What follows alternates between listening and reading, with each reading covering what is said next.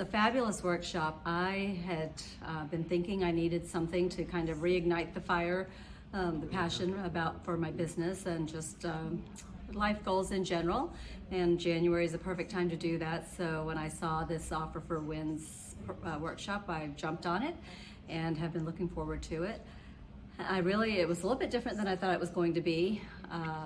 It was a little more in-depth, I think, and general. I thought maybe it was going to be more about just our business and setting goals, and I thought I need some help just writing them down and getting them clear and focus and clarity, but it wasn't so much about that, but just really figuring out who we are as people and our purpose and our vision for our lives, and it all just goes hand in hand and together. So it really was even better than I thought it was going to be. So I'm thrilled that I came, and I'm ready to go back and really set down some concrete goals and get some clarity and move forward with my health and my life and my business and my family and relationships and everything that I want for myself in 2020.